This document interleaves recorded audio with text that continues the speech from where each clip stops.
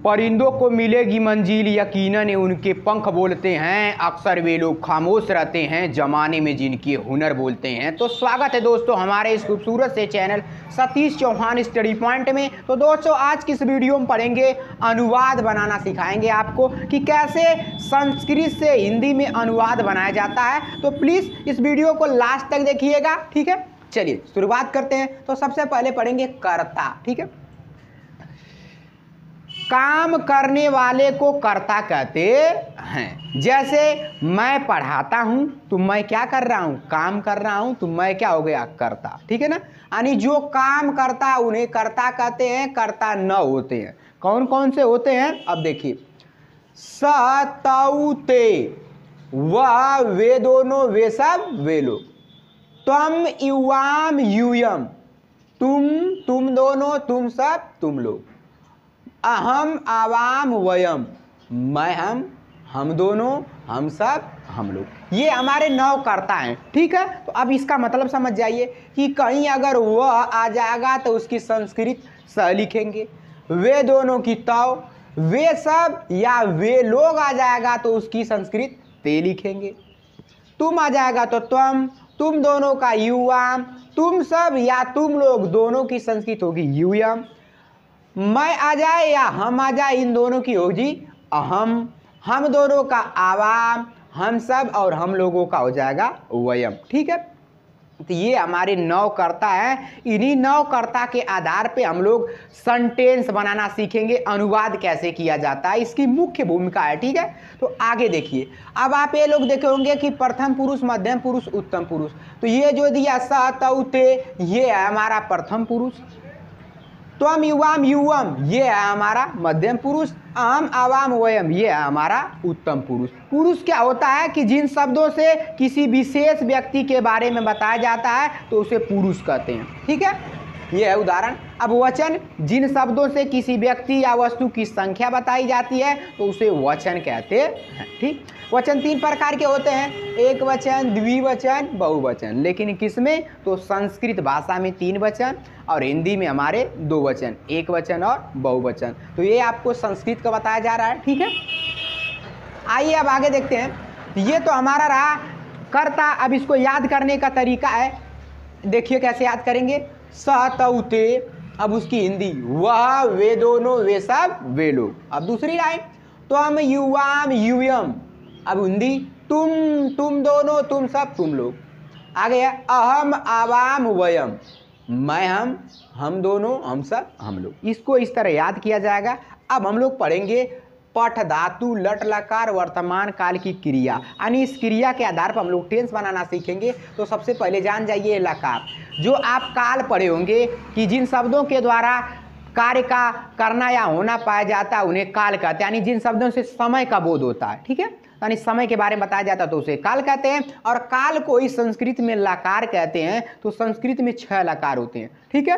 पहला लकार का नाम है लट लकार और लट लकार में होता है वर्तमान काल। वर्तमान काल मतलब जहाँ कार्य का होना वर्तमान समय में पाया जाता है उसे वर्तमान काल कहते हैं। जैसे जिसके अंत में आ जाएगा है, हूँ, हो, मैं पढ़ता हूँ, सोता हूँ, वे लोग गीत गाते हैं, नाचते हैं, खेलते हैं। तो ये हमारा है लट लकार वर्तमान काल। अब लट लकार वर्तमान काल की ये क्रिया है, ठीक है। इसी क्रिया के आधार पे हम लोग वर्तमान काल के कोई भी सेंटेंस रहेगा उसको हम हल करेंगे। तो कैसे याद करेंगे, देखिए, पठती पठत पठन्ति, पठसी पठथ पठत, पठामी पठाव पठाम, ये हमारी क्रिया है। इसको इस तरह से आपको याद करना है। अब सबसे मोस्ट इंपॉर्टेंट बात, ठीक है, कि अगर ये तो पढ़ने की लिखी गई है, अगर पढ़ने के अलावा किसी दूसरे की क्रिया आ जाए तो क्या जोड़ेंगे, ठीक है ना।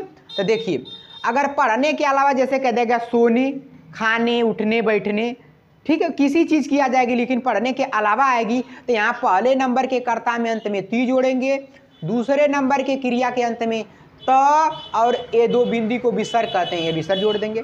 तीसरे नंबर में आधा न और ती जोड़ देंगे।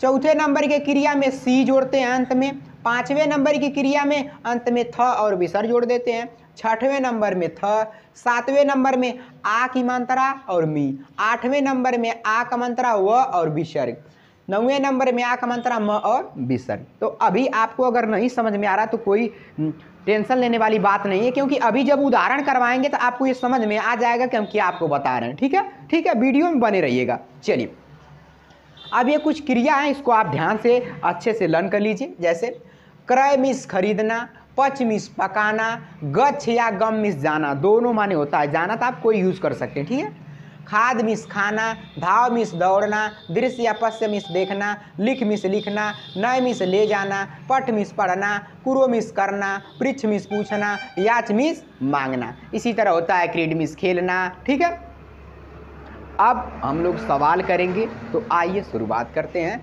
लेकिन सवाल हल करने से पहले कुछ इंपॉर्टेंट बात जान जाइए। ठीक है, क्या है, देखिए कि अगर प्रश्न में और शब्द आ जाए, क्या आ जाए, और, तो और की संस्कृत च होती है और हमेशा तीसरे नंबर पर लिखते हैं। ठीक है, और दूसरी बात कि यदि प्रश्न में या शब्द आ जाए तो ये हमेशा एक नंबर का कर्ता होता है, इसकी संस्कृत वा होती है। ठीक है, और दूसरी बात, अगर प्रश्न में किसी स्त्री का नाम आ जाए तो संस्कृत बनाते समय उस स्त्री का नाम लिख दिया जाता है और वही उसकी संस्कृत हो जाती है।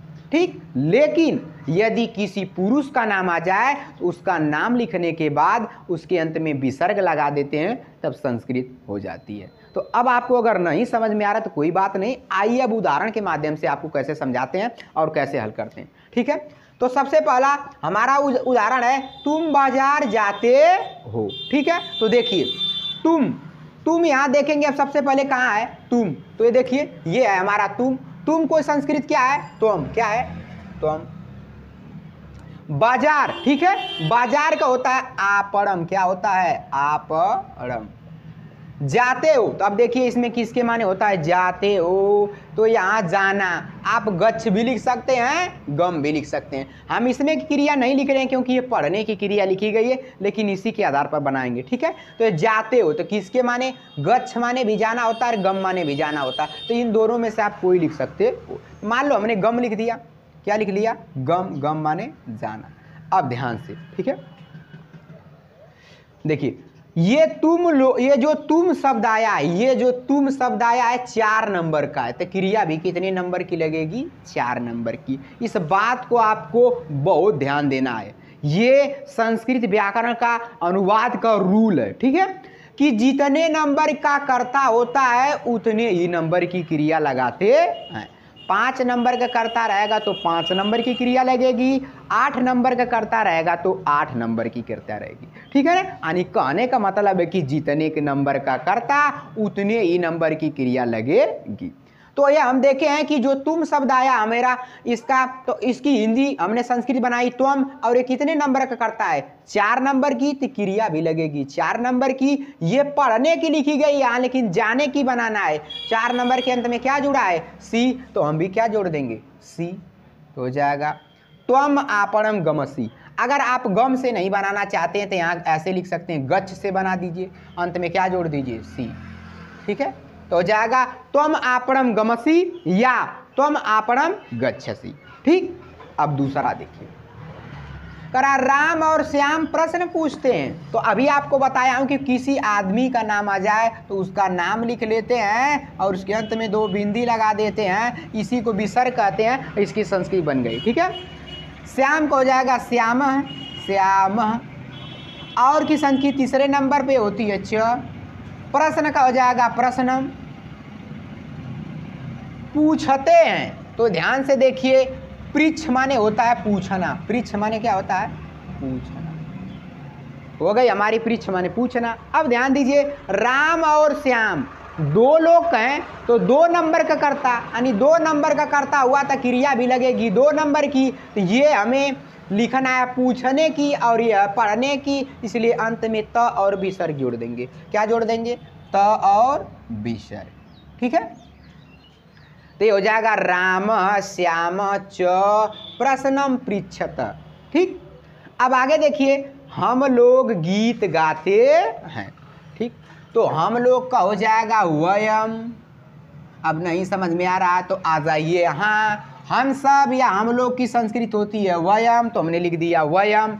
गीत का हो जाएगा गीतम, क्या हो जाएगा गीतम, गाते हैं। ठीक है, तो आप जान जाइए कि गाय माने होता है गाना, गाय माने क्या होता है गाना। ठीक, अब देखिए हम लोग कितने नंबर का करता है, हम लोग कितने नंबर करता है 9 नंबर करता है, तो क्रिया भी कितने नंबर की लगेगी 9 नंबर की लगेगी। 9 नंबर के अंत में आ का मात्रा म और विसर्ग, तो आ का मात्रा म और विसर्ग, ये हो जाएगा वयम गीतम गायाम।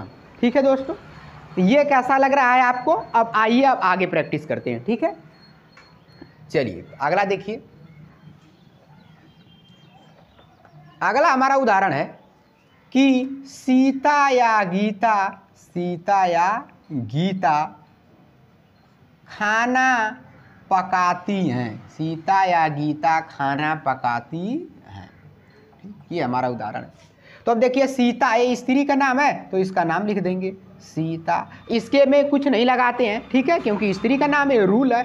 गीता है तो गीता, या की संस्कृत वाह। ठीक, खाना को बोलते हैं भोजन, तो इसका हो जाएगा भोजनम, भोजनम। पकाती है तो पच माने होता है पकाना। अब यही ध्यान देने वाली बात है, करा सीता या गीता, यानी सीता या गीता, चाहे तो सीता या गीता दोनों में से कोई एक काम कर रहा है।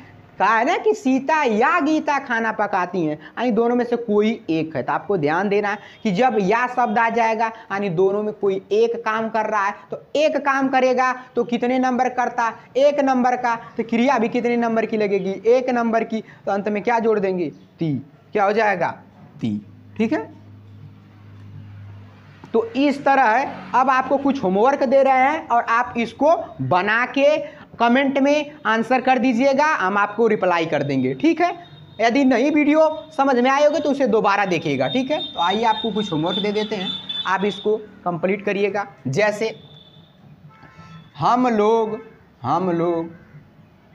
बाजार जाते हैं, हम लोग क्या करते हैं बाजार जाते हैं। राहुल और रवि पुस्तक पढ़ते हैं।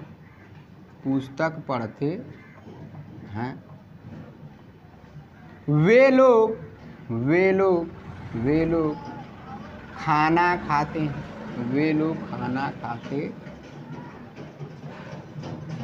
तो आप इस प्रश्न को अपने से हल करिए, और यदि नहीं समझ में आ रहा है तो आप उसे कमेंट करके हमसे आंसर पूछ सकते हैं। ठीक है दोस्तों, तो मिलते हैं नेक्स्ट वीडियो में। कमेंट करके जरूर बताएं कि आपको वीडियो कैसे लगी। तो मिलते हैं नेक्स्ट वीडियो में, तब तक के लिए बाय बाय, थैंक्स फॉर